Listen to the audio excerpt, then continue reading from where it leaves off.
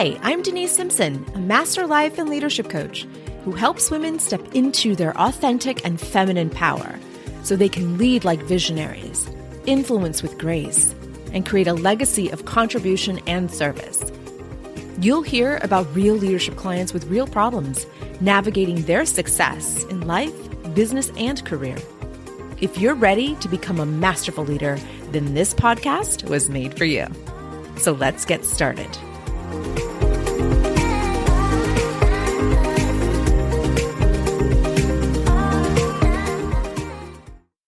Welcome back, leader. Let's talk about returning to the office. So, where are you right now? Where are you listening to this episode? Are you in the office right now? Or are you driving to work right now? Or are you driving from work back to your home? Where are you as you're listening to this episode? Perhaps you're at home, maybe a virtual break. Perhaps you're having your lunch between meetings. Perhaps you are taking a nature walk because you live right next door to a park. And so you're able to do that while you're working virtually from home. Where are you right now in this return to office conversation? And the reason why I'm having this conversation with you today is because many of my clients are working through hybrid models right now. So here's what's interesting. Many of my clients had virtual work.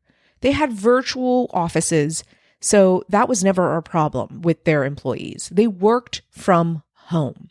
So they had clear guidelines, they had clear policies that determined how many hours you would work, whether you would have core hours or not. And a lot of these organizations did not have core hours. Core hours like 8 to 5, 9 to 6, with a 1 hour lunch break, right? The core hours was determined by the employee, the individual. So someone who wasn't an early riser works from like 12 p.m. to maybe about 8 or 9, and with lots of breaks in between.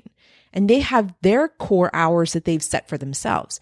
So the autonomy has always been there. So when COVID happened, these organizations were set. Everything was clear. Performance was not budged unless someone did get sick and needed to take a few weeks off.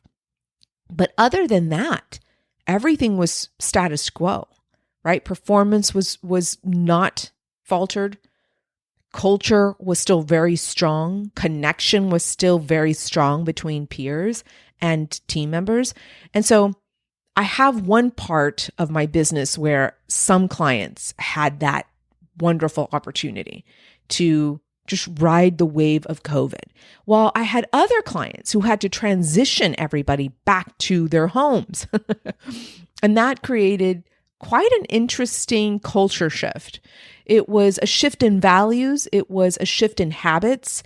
New habits needed to be created, not only for the individual employee, but for the team, for the group. What habits did they need to come up with to maintain good performance status?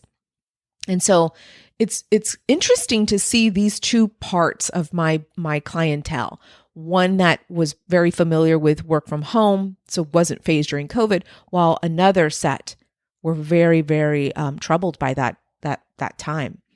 But what's interesting now, fast forward to today, right? Today, and we're looking at July of 2022, where organizations are fully running. The lights are back on, the AC is kicking. Everybody is mandated to go back into the organization. Well, some organizations, however, have realized that flexibility during COVID was actually a benefit to their employees. The feeling of autonomy, where the employee had autonomy, as in they had the autonomy to choose what hours they would work, what their performance would look like, what connection looked like for them. The autonomy for an employee is so important. And we find that the research shows that employees want autonomy, and that the reason why they're not coming back to work is because of that factor. Organizations are not flexible. They're too rigid for them.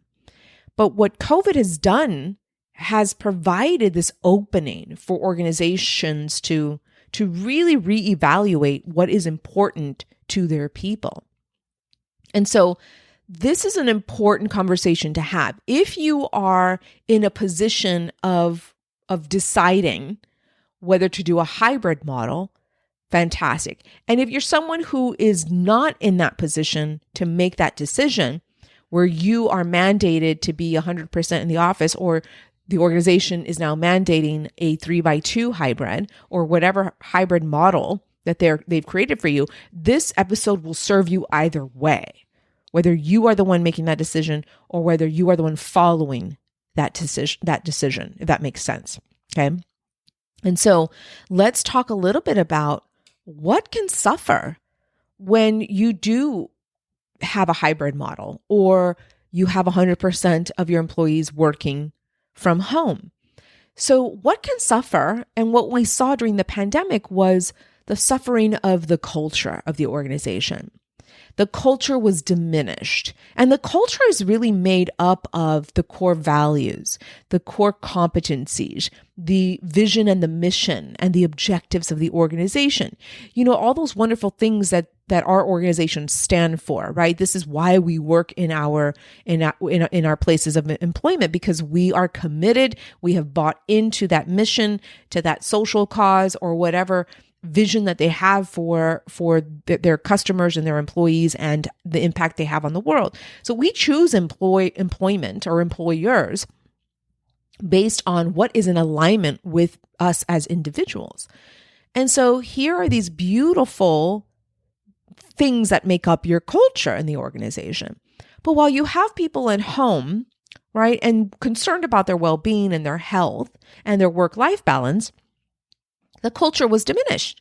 Priorities had shifted. Employees were not concerned about the culture of the organization, because what was in front of them were sick children or children going to school, right, virtually, trying to keep up with their work and keep up with their own work, right? So a parent was back and forth, looking at reality like, really, I'm supposed to care about my organization right now? I'm in survival mode. How do you expect for me to care about anything else when I can barely survive this pandemic? And so the culture was diminished, and we lost a lot of momentum. We lost traction there, because now we have to rehabit our employees, retrain our employees, recondition them. And if this sounds really harsh, sure. It could be. It could be harsh for you, but this is the reality.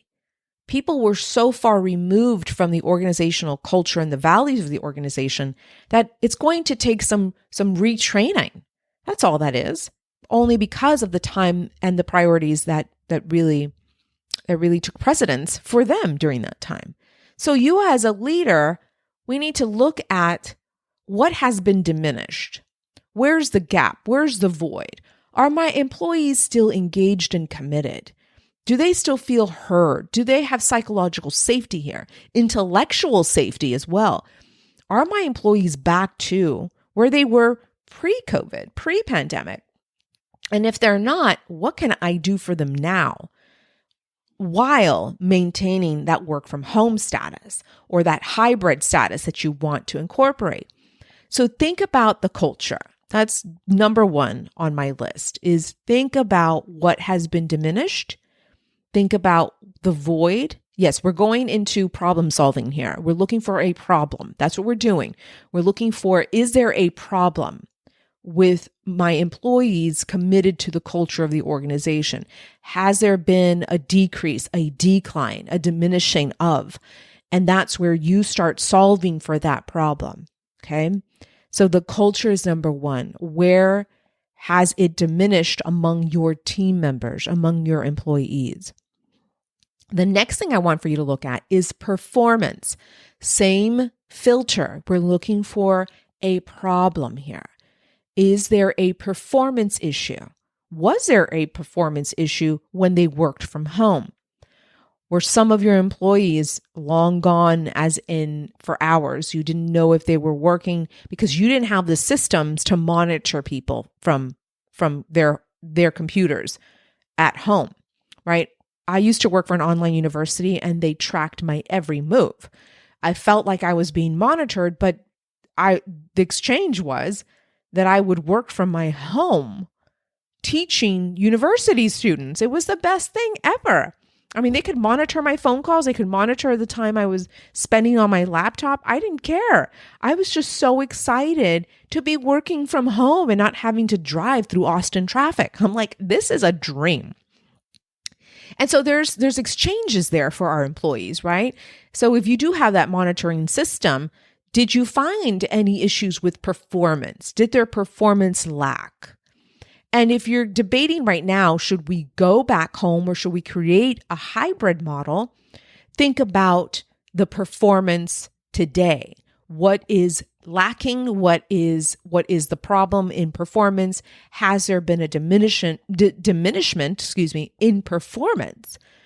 And that's easy to see, right? Because we see their output. We get to see what projects they complete or not complete. We get to see if they're on time, right? The timelines are realistic for them. And when they had a timeline that they would work from the office and they would meet it or exceed it, right? And they're not doing that from home, what's the disconnect there? And so start looking at performance of your individual employees, because one employee may flourish among peers, connecting with others in a building, having that sense of connection where they can pop into somebody's office and say, hello, I have a question about this specific project. And they can brainstorm together, or they can go to lunch and brainstorm ideas. And so the creativity is sparked among humans, among people. So you may have one employee that flourishes in the office setting, and from home, however, may not be as creative, may not be as timely, and performance may suffer. So I want for you to look at them individually. This is not a blanket style of leadership. That's not who you are, and that's not what I profess here. What I want for you to do is care deeply about their well-being and deeply about them and what their voids are, what challenges do they have, but also leverage their strengths. And so you're going to look at them individually in regards to performance. How is Tom doing versus Karen? How is Denise doing versus John? Right? So I want for you to look at them at an individual level. And that's the second thing I want you to do. Again, number one was maintaining the culture, right? We're going to look for any gaps or voids if culture has been diminished. And what can we do if you are going into a hybrid model or you are going back into 100% virtual? And then the second thing I want you to do is look at performance. Same thing. What voids do we have here? What opportunities do we have? What were our challenges? And what do we need to prepare for if we do go into a hybrid model or we're going back into our homes 100% of the time? All right, let's move on to number 3. So I want for you to look at the connection between you and your employees among each other. I want for you to consider connection as one of your strongest values as a team. Without connection to one another, there's friction, there is distrust, there is an opportunity for sabotage, there's an opportunity for gossip, there's an opportunity for even resentment. And so connection allows for us to understand each other, to actually see each other, for humans, because we are. This is about humanizing this experience with each other. We don't have to be best friends. We don't have to go out after work every night. We don't have to get our families together. That's not what I'm talking about. Connection runs a little deeper than that. It's understanding that I may not understand why you do what you do and why you're here, but I deeply care that we pull this team together and that I help you in any way that I can so that we rise together as a team, so that we perform together as a team. And so it's interesting because some people say, well, I just don't like him, or I don't like her. She's just a bad human. I've heard somebody say that to me. I'm like, wow, that's a good one. Or she's just this, or she's just that. And I understand that. We're not here to, you know, become each other's godparents, right? Our godparents for each other's kids. I know it's such a silly example, but that's kind of the extreme that some of you may think that I'm asking you to do. And that's not what I'm asking for you to do. I'm asking for you to find ways to create connection with your employees. But more importantly, for your employees to find connection with each other. That's important. And you can do this in many, many ways. You can do this with weekly check-ins, a weekly meeting. You can ask your employees to talk about the best thing that happened to them over the weekend, or the best thing that happened to them at the end of the week. You can, when you have your one-on-ones, ask your employees how they're doing, how are their families doing. Take a genuine interest in their life. Again, I'm not asking for you to take them out for dinner or go have drinks with them. No, it's just about humanizing this relationship that you call leader and follower. And also the relationship between each of your followers, right? The connection is what's going to elevate the performance of the team. It's going to solidify their engagement and commitment to the organization. This will help them feel seen and heard and understood. It'll create a culture of psychological safety. It will highly motivate and inspire your individual employees to do more for themselves and their team because they feel that connection among each other. So connection, my friend, is so important. We lost so much of it during the pandemic. We really did. We were disconnected from our work lives. For some of us, it was great. For some of us, we're like, thank you. Thank you. I get to be at home. I now spend time with my children. I'm now seeing what they're doing in school. I'm taking a greater interest in their learning. I'm taking a greater interest in our health. So this was a blessing for some. While for others, it was a complete disconnect where they disconnected from the world. They may not have had a family at home.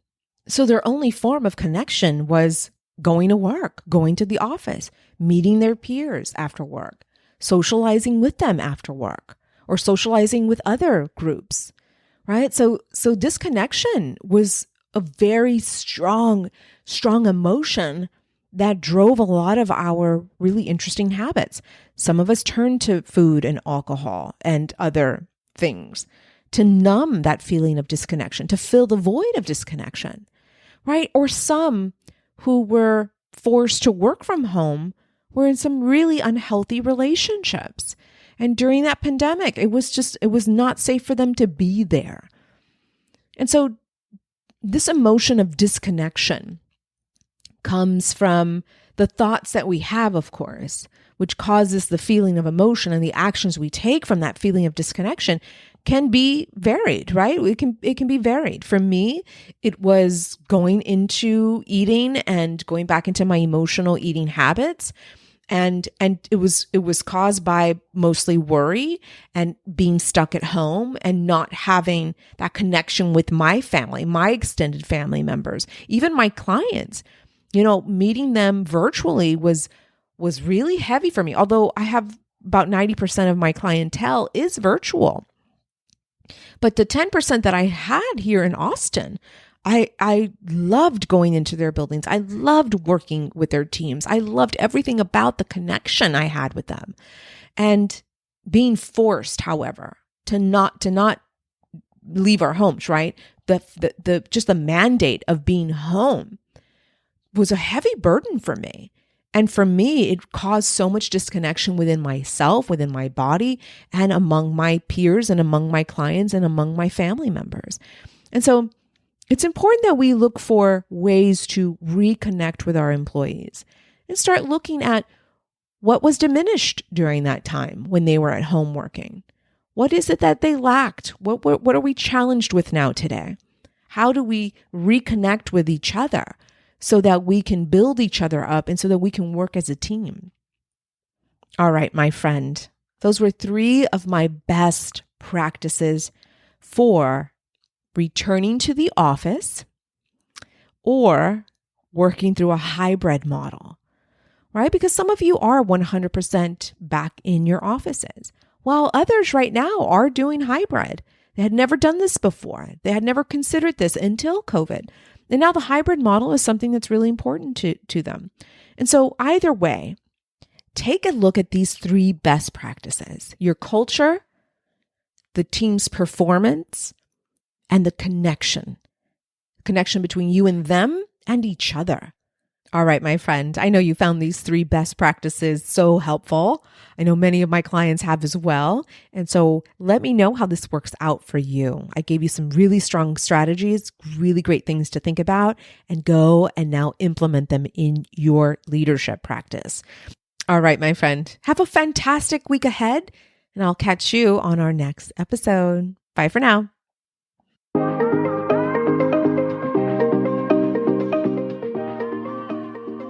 Hey, if you enjoy listening to this podcast, you have to join me inside my exclusive coaching membership for women in leadership, just like you.